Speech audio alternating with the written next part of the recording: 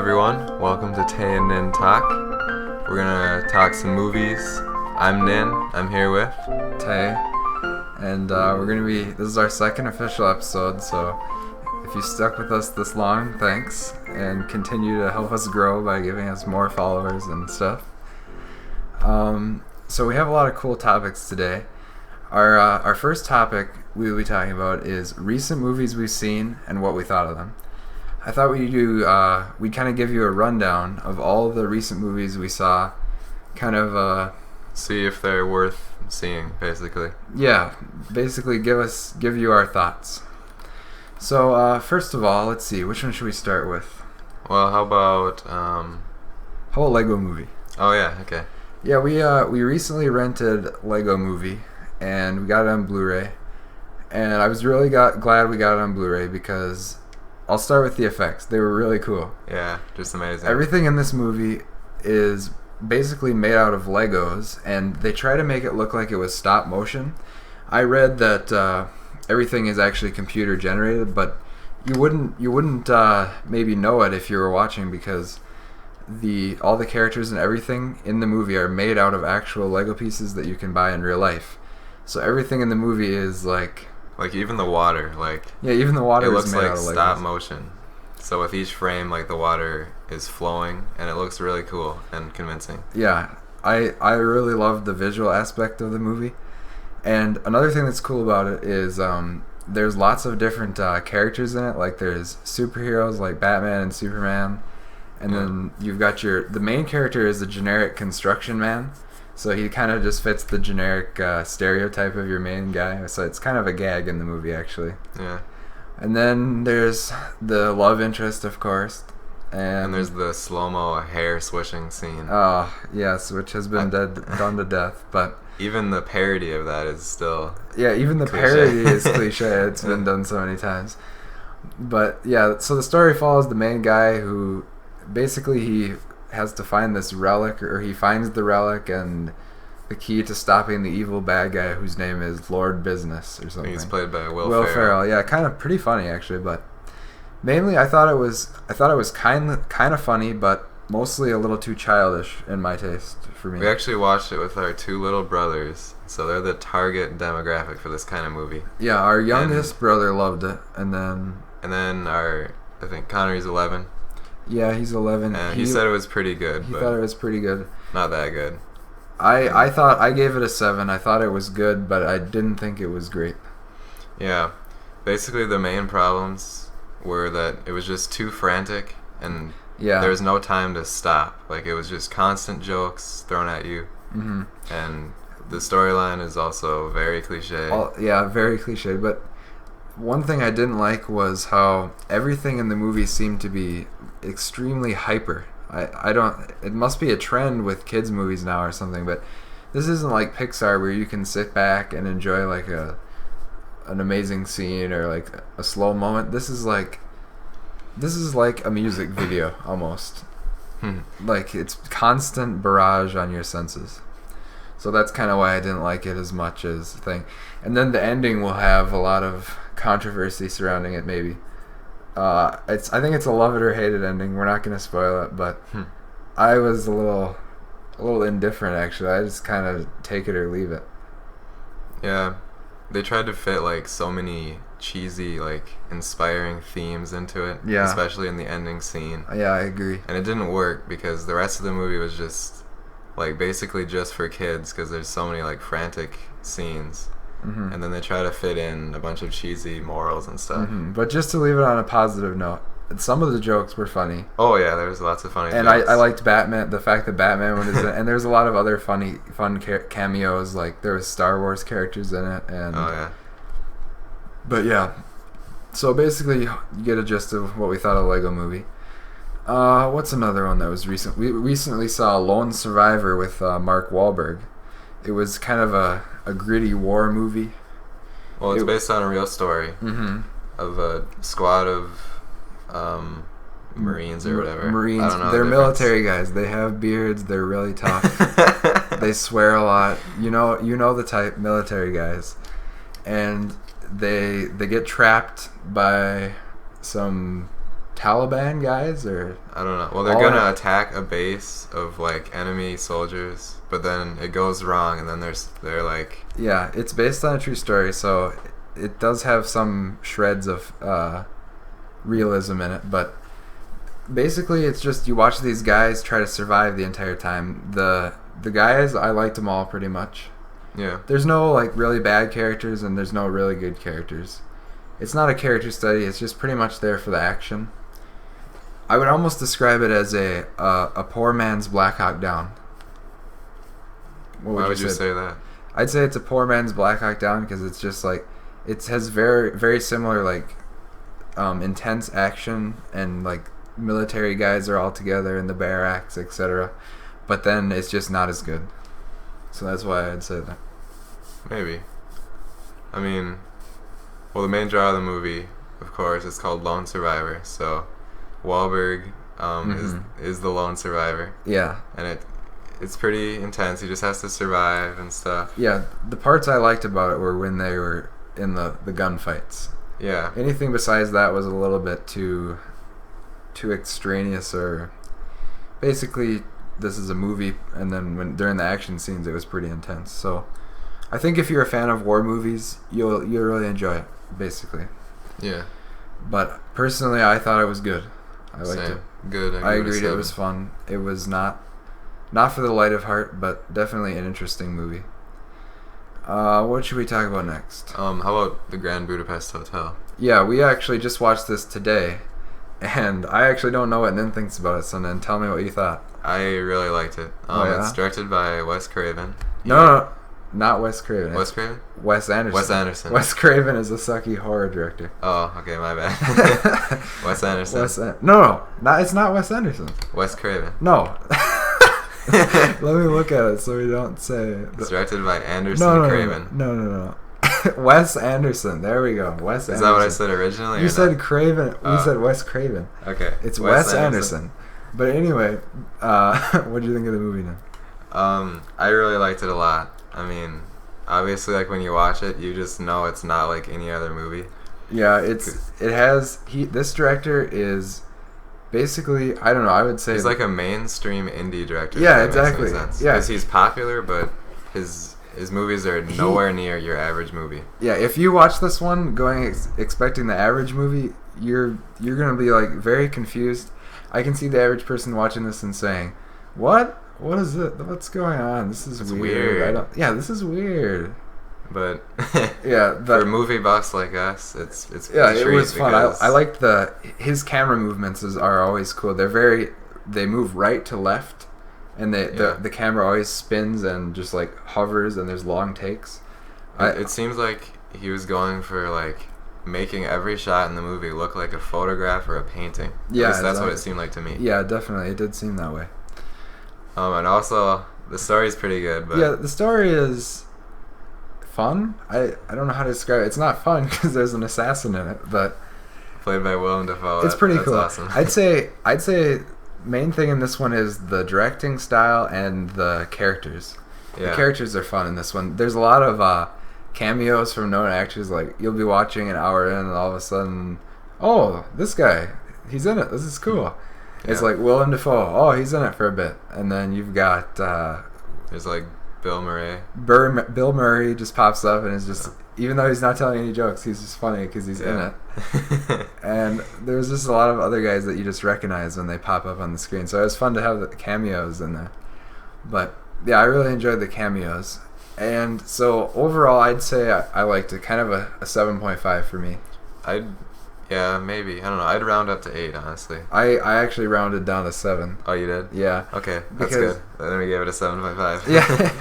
Yeah, I'd recommend it, though. I'd recommend it if you're really interested in like movie making, like camera work. If you care about that or the artistry of a movie, you're gonna really like this one. It's kind of funny. It's interesting. Yeah. It's quirky. It seems like it's almost like a family movie, but then there's like violence and swearing and stuff. Yeah, that's true. That's interesting. The Budapest Hotel is like all pink, and the guys wear purple suits. Yeah, and it just seems like it's family it has friendly. a very fun like colorful atmosphere, but then there's like gore, and sometimes it was weird, but. I definitely recommend that. So yeah, if you're really interested in it, it's called Grand Budapest. The Grand Budapest. It's called the Grand Budapest Hotel, and me and Nin both think you should watch that one if you want. Okay, how about this one? This is kind of a change up. Non-Stop with Liam Neeson. We rented this one from Family Video. Yep. Basically, the premise of this one is there's an air marshal played by Liam Neeson, who, in case you don't know, air marshals are the guys who go on planes, and they're like police officers. So in case something goes wrong while you're on the plane, they can like arrest people. I don't know. And then he starts getting these suspicious text messages from someone on the plane. He doesn't know who it is. Yeah. And he says he's going to kill someone every hour if he doesn't get millions of dollars. No, 20 minutes. Every 20 minutes. Every 20 minutes? Yeah. So basically, this is kind of a whodunit. Who on the plane is going to kill someone every 20 minutes? And it's kind of like, oh, how is this happening? I don't believe this. What's going on? And it's kind of a thriller, and I guess it's called Non-Stop because it's just like non-stop thrills till the end. But this is one I want to stress this. Once you watch this one time, you will never want to watch this one again. Yeah, basically the main draw of this movie is figuring out who did it. And once you know by the end, you'll never want to watch it again. Yeah, it's like a low-quality mystery novel. Like, if you solve the mystery before it's the end, you're just like, oh, this is pointless. The ending is pretty good, though. I mean, the twist at the end. I didn't totally expect it, but I mean... Yeah, you're not going to be able to guess it, but then again, you're not going to get your mind blown because it was so good. Yeah, this one is a really low-end 7 in my mind. Yeah, I'd give it a 6.5. 6 to 7 range. 6 to 7 range. Which is pretty good. You know, if you get the chance, your bros are sitting around and they say, hey, let's watch Non-Stop. I don't think you'll hate it. No. Me and Nin both enjoyed it, but it's just kind of a fun action movie. If you don't like action movies, you probably won't like it. It's low budget. There's terrible CGI effects and stuff. Yeah, it is low budget, but Liam Neeson is fun to watch. So yeah, if you like that, you could see that one. I'd recommend it if you somehow get like a free rental. Yeah, if you get a coupon for a free rental, definitely that's one you could use it on. Let's see, what else do we got? Okay, I only saw this one. Nin didn't see it, but I rented this one. Her. It's actually from last year, but in my mind, I could still consider it pretty recent. And basically, see this one. Definitely see it. I totally recommend it to any adults who... I guess it's not an action movie. There's not gore or anything, but it centers on the main character. It takes place in the future. And it's kind of weird, actually. It's kind of out there. The guy downloads a new operating system for his computer. And... basically, the operating system gets smarter. It's a learning computer. Like Arnold Schwarzenegger, but different. Voiced by Scarlett Johansson. And she gets smarter and smarter, and it's kind of weird. They start to fall in love, even though one of them is a computer, and then the main character is Joaquin Phoenix. Who, if you don't know who Joaquin Phoenix is, I think he's definitely one of the most underrated actors out there. Well, everyone says he's good. I say he's really good. Yeah, same. I think he might be a method actor because his acting is so believable in this one. Well, he's definitely a method actor. He's known for being a method actor. Yeah, it shows because his acting is really brilliant in this one. And once again, kind of like Grand Budapest Hotel, the art style is really central and key. Like, if you like the design of Mac computers and stuff, like everything in the future is apparently a Mac. Because it's pure colors, perfect whites, and like reds. Red is like a big theme of the movie. He wears like a red shirt all the time. And any symbolism in that? Maybe, I don't know. Maybe just to invoke the feelings of warmth or whatever, because it's kind of a love story. Is his personality kind of like a tomato? No, I don't know how to answer that one. But anyway, if you like movies at all, and it's not a kid's movie, if you're an adult and you like thinking about movies and watching them, I'd say see Her ASAP. It's one of my faves from last year.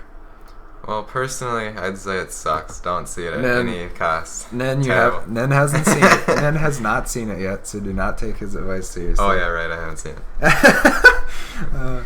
Yeah. Okay. What else should we talk about Jump Street 22 Jump Street. Oh, yeah, okay. We saw this in theaters. Yeah, we got a free screening. Yeah, we got a free pass to see this one early before it came out. And if you want to sum up what me and Nen thought of 22 Jump Street, when we walked out of the theater, here's what I said to Nen. Wow, I'm glad we didn't pay for that. And then Nen says... Yeah, I was thinking the same thing. Nen goes, yeah, I was just going to tell you the exact same thing. So basically... It's a bunch of throwaway jokes that'll keep you entertained, but... Yeah, I would describe this as a bro comedy.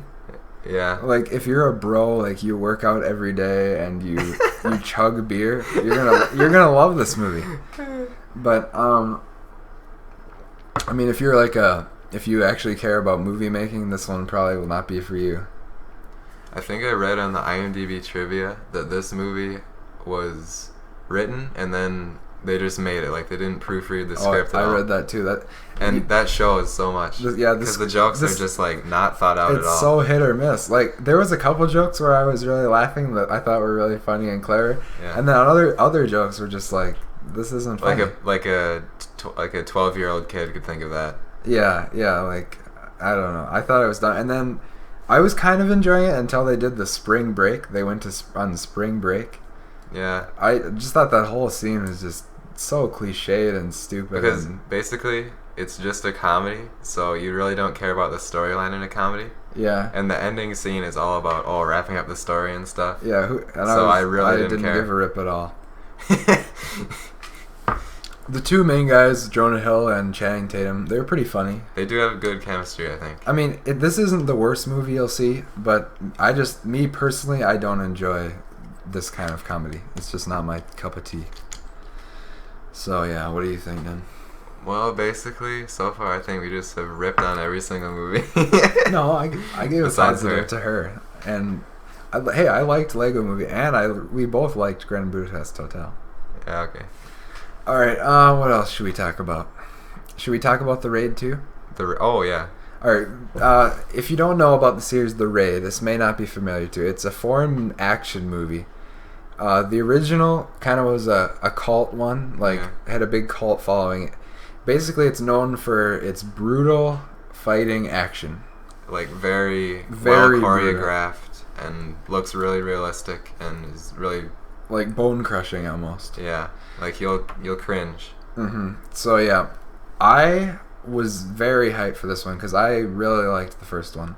Same. I thought it had some of the coolest action fights I'd seen in, like, forever. I'd say this is almost like the rom-com of men's action movies. It is pure action. There's nothing but action in this movie. And the storyline is average. Yeah, well, at least it's an upgrade from the first one. The first one, I actually liked the first one better because the first one, even though the characters were atrocious, the story sucked. Basically, it was all action, which was the best part because all I cared about was the action in that one. This one, they try to add in like a Godfather-esque storyline with betrayals and I didn't care too much about the story, but when the action came in, my brain turned on. Yeah, there were some cool action scenes, but I actually thought there was two characters they introduced that were just really over the top. Yeah, really dumb. I actually thought the fighting in this was too gory, too ridiculous in the second half. Yeah, like it seems like they took on the philosophy bigger, badder. They heard from the first one, the fans love the cool, brutal action, so now let's ramp it up. Yeah. This is cooler action. Make it gorier, make it more unrealistic. Add some really cheesy characters. Yeah. Basically... Actually, I don't think I'd recommend this movie. No, yeah, if you're listening and you're not a huge action fan, don't watch this one. You'll hate it. Yeah. I liked it, kind of, but my recommendation is watch the first Raid, the Raid 1. I think it's on Crackle. You can watch it for free on Crackle.com. Watch that. If you like it then watch Raid 2. Then watch Raid 2, yeah. But I definitely would suggest watching the Raid 1. I mean, not for everyone, but if it looks like it could be interesting to you, I'd say watch it. If you like really brutal action, you'll probably like it. Basically, if you're a guy, watch the Raid. Yeah. If you're a girl, don't watch it. And if you like it, watch the second one. That's sexist, though. What if there's girls that like action movies? Well, there's some, but... Yeah, it's unlikely. If you're a girl that likes action movies, tweet us at Tay and Nintalk because I don't know. We'll send you $1 million for the damages. Yeah, I've never met anyone that was, but just in case there is one. Okay, next, Enemy. We gotta talk about Enemy. Okay, Enemy. This is another one that basically bombed in theaters because it's so indie, and then it came out in rental. What's it about now?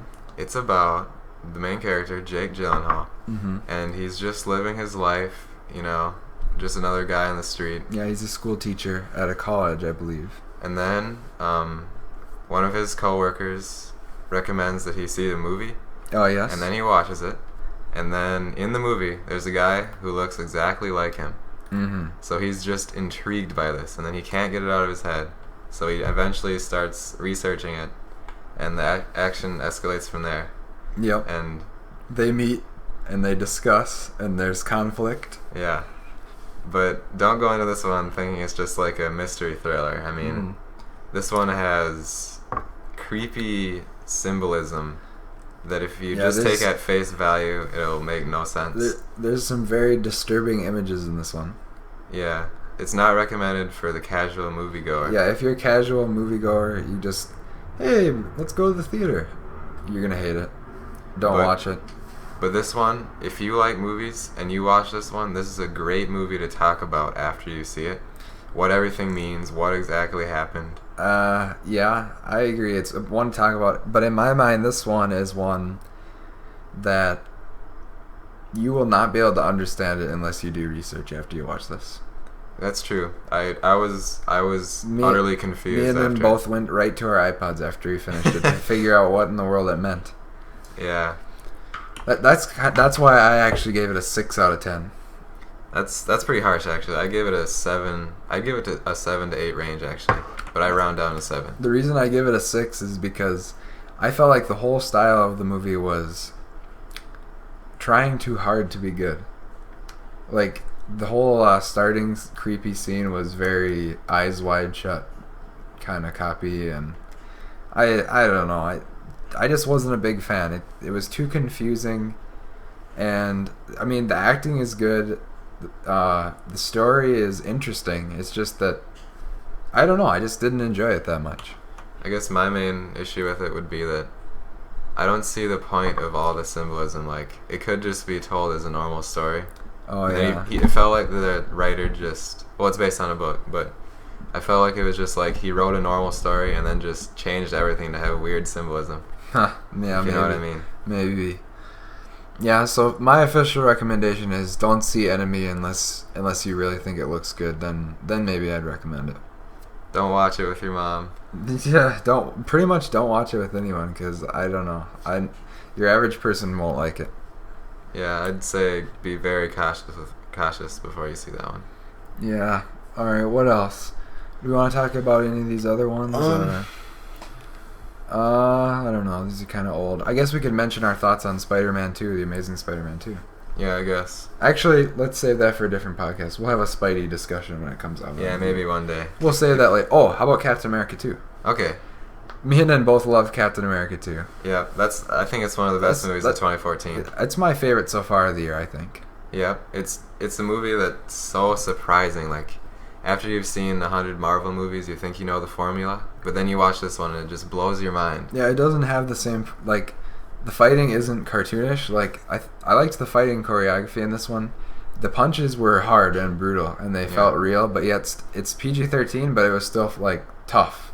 Yeah, there wasn't any unnecessary blood or gore. It was just awesome choreographed fights. Yeah, Cap looks like he was really strong in it. Yeah, like, if you like Captain America, this is the movie that you've been waiting for. Yeah, it blows away the first one, which was okay. Yeah, the first one had the origin to do and everything, and it was held back. But this one is just an awesome story. Yeah, about Winter Soldier is awesome. Soldier. Definitely see it. I don't think it's in theaters anymore. It'll probably be coming out on Blu-ray But when it comes out on Blu-ray, buy it even if you want. I'll be wanting to watch it again. I definitely want to see it again. It was really cool. Is it better than Avengers? No, I'd say most people will say Avengers is better just because it has all the superheroes. Yeah, it has all of them in it, but like it's actually getting pretty close to Avengers, like, for quality, I think. Yeah, just in quality terms, it's probably equal. I agree. I definitely thought it was pretty cool on Empire of the Avengers. Almost. But I mean, it's almost impossible just with one superhero to beat, all the Avengers. Mm-hmm. Yeah. Yeah. So definitely we both recommend that. I'd give it an 8 out of 10. Same here. So see that as soon as possible. Alright, so that about wraps up our new movie recommendation list. And I think we should do a complete 180 and talk about old movies. Right, Tay? Yeah. Say you're a person who's listening and you're really interested in getting into some older movies that we're going to be talking about, before the 70s. We're going to be 60s and earlier. Yep. These are the definitive must-sees of olden days. So basically, I think old movies can seem intimidating because they're black and white, no special effects most of the time. But really, some of the old movies are honestly the best ever. Yeah, definitely. So, what are you going to start with then? Well, basically, the Citizen Kane of all old movies is Citizen Kane. There's a reason there's a saying like that. The Citizen Kane of something, because Citizen Kane is awesome. Yeah, well, I have a confession. I actually haven't seen it yet. Nana hasn't seen it, so maybe I'll take the reins on this one. Citizen Kane tells the story of Charles Foster Kane, a guy who owns a newspaper. He's kind of like an entrepreneur, and he gets richer and richer, and it's basically his entire life story, and he has a really interesting life, and it actually goes through his entire life until he dies, and the entire movie is told in flashbacks from different points of view of different people that the newspaper guy is interviewing, and the newspaper guy wants to know, what does his final words mean? Rosebud. It's the classic thing. What does it mean? And he interviews a bunch of people, and you get to see his entire life story, and it was revolutionary when it came out.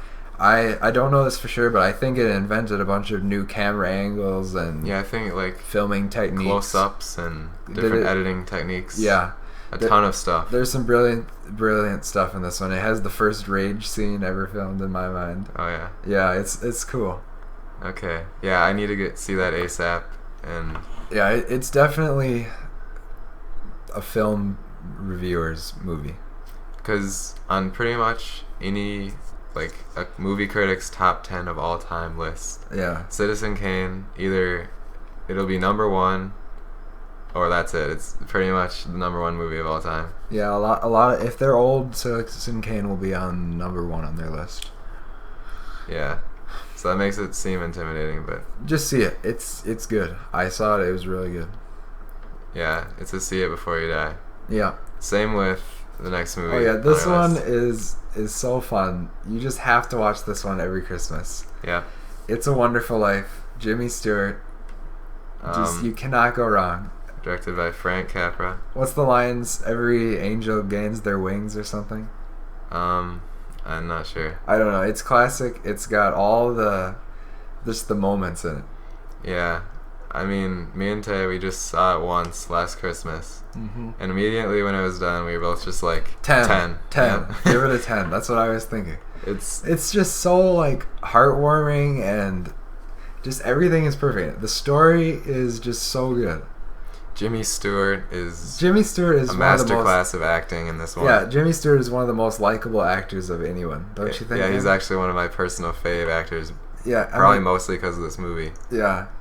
And this one actually has the kind of the privilege of being a more mainstream old movie, because they play it on TV. I've seen this. Yeah, a lot of people have seen this one, but if you haven't seen it and it's on TV, watch this one. It's just, I think it's the best Christmas movie. It's one of my few 10 out of 10 movies that I've ever given. And as we all know, Tay is serious with his 10s. I'm very serious with my 10s. It's a recurring theme. So if Tay gives the movie a 10, you know it's good. Speaking of 10s, how about the next movie? Casablanca. You gave this one a 10? Well, could be a 10. I don't know. I need to see it again. Yeah, I need to see it again. It's a movie everyone's heard of, but no one's seen, it seems like. Yeah, we mentioned it before. Was that in our test episode or our last episode? I don't know. It's blurring together. Yeah, we mentioned it before, so you guys know we probably like it. It's got just Humphrey Bogart. Humphrey Humphrey Bogart he's another one of the best old actors. Yeah, he's got the iconic voice. He has a ton of classic lines. Swagger. Yeah, in this movie, it's hard to get by a scene without a classic line. Mm-hmm. Of all the gin joints, she ends up in mine. That's a classic line. Yep, and it's just perfect almost. You can't get a better old movie. See that one? It's so fun and just awesome. Yeah, all your preconceptions about old movies will be destroyed. Yeah, they'll be melted away. That was actually that was the movie that got me into old movies. Oh yeah? That's the first really old one we watched, where I deliberately watched it because it was an old classic, and that I loved it. Yeah, that was back when you were first getting into movies. Yeah, that was probably a couple of years ago. But we watched it on tape.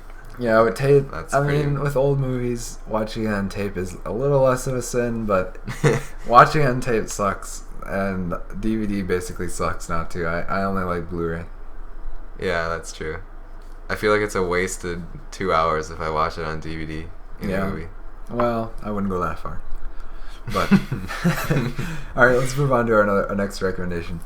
Basically, one of the best old movie directors, maybe the best, is Alfred Hitchcock. And we basically could not decide. We couldn't. He's had so many just awesome movies. Yeah, he is the suspense director. Yeah, he's the master of suspense. That's his nickname. That's his nickname. Yeah, he invented suspense pretty much. Well, in movies. Yeah, I was going to recommend North by Northwest with Cary Grant. Yep. And Nin, of course, shot me down, and he said that his Psycho. best was Psycho. As far as an old movie you have to see before you die, I'd say Psycho is Hitchcock's most needing to see. Yeah, it's the most one that people will mention, but I just enjoy North by Northwest more. Yeah, that's fair. I like Cary Grant. He's just so likable. You can't not like North by Northwest, but Psycho is just it's like the original Mind Blower, Yeah, I guess it is the original Mind Blower. Yeah. I actually almost had my mind blown by this one, but there was one scene that tipped me off. Yeah, okay, no spoilers. Yeah, just watch Psycho. It's actually a classic horror film. Yeah. You'll be creeped out. You'll like the suspense. Oh man. Okay, another Hitchcock I gotta mention is Rear Window. I actually think this is his best, even though I was gonna suggest North by Northwest. I think Rear Window is his best. It came out before Psycho, and it stars Jimmy Stewart, also from It's a Wonderful Life. Yeah. One of my favorite performances. Oh, let me summarize the plot on this one. Okay. It's about No, let me. I want to. Okay, no, let me do it. Okay. It's about Jimmy Stewart's character he breaks his leg and he's confined to his apartment.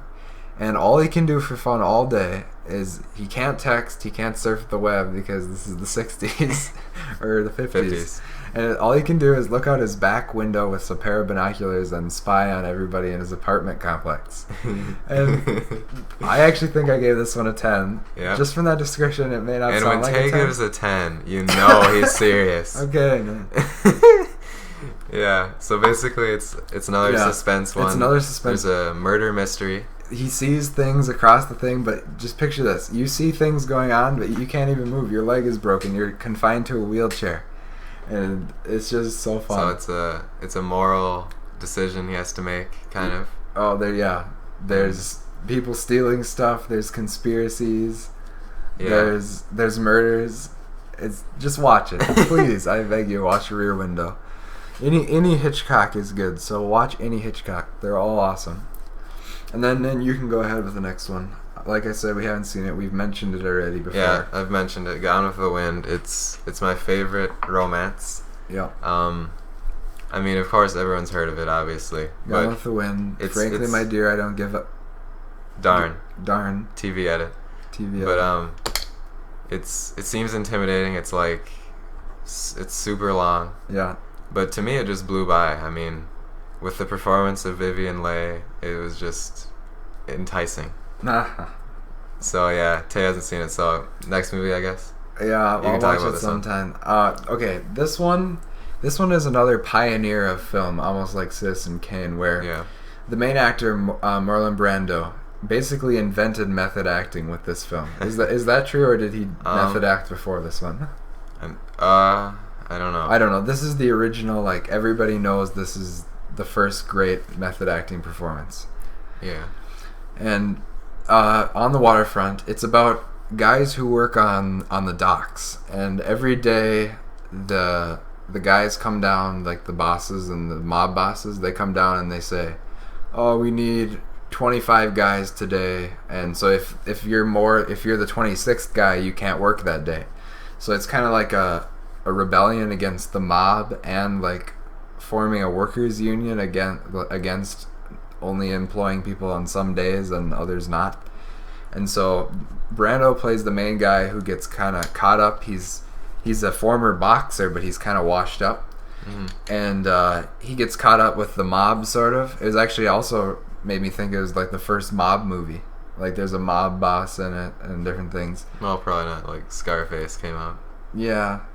Okay. The Howard Hughes one. It definitely reminded me of just a gangster movie.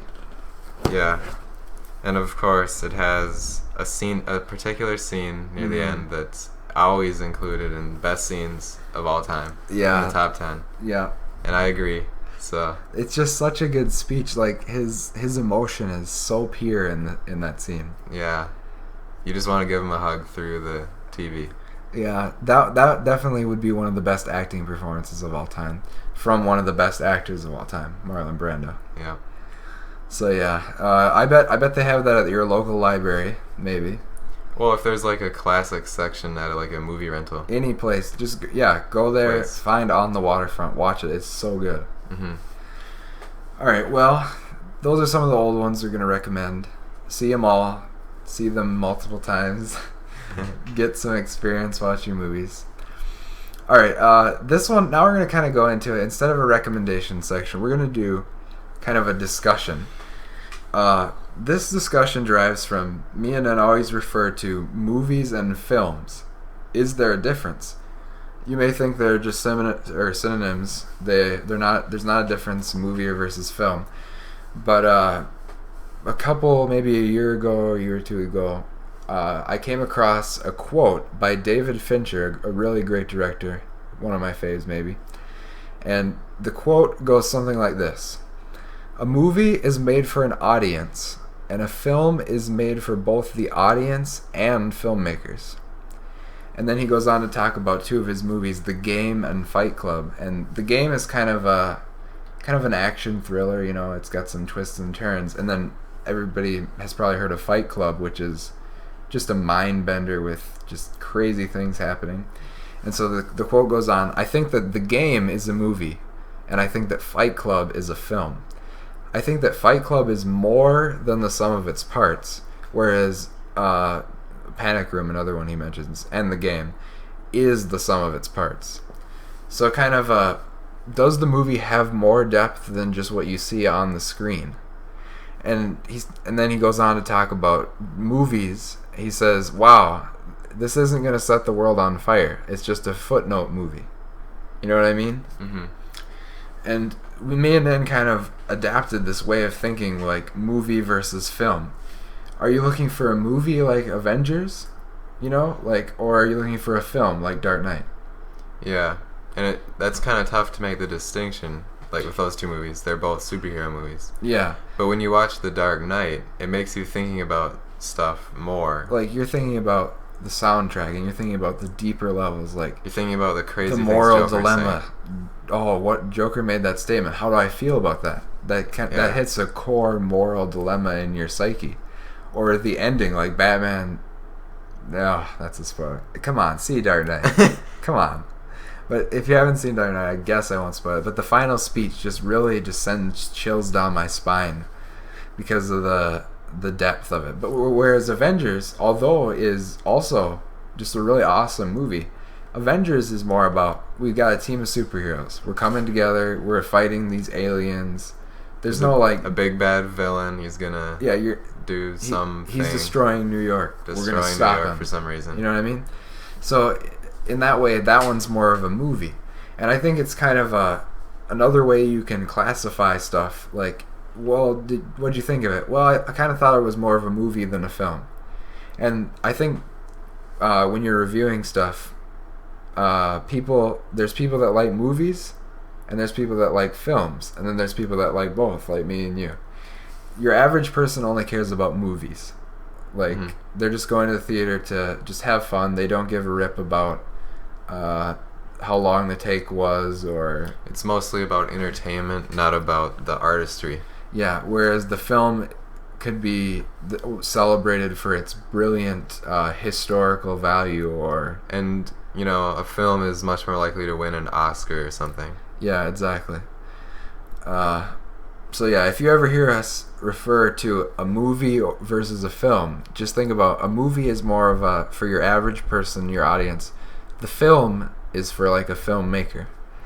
And yeah. And I wouldn't say definitely a movie isn't an insult. No, yeah, that's true. There are classic, amazing movies. Like, for example, I would say the Indiana Jones movies are movies. Indiana Jones is a movie, and Star Wars is a movie. Star Wars is a movie.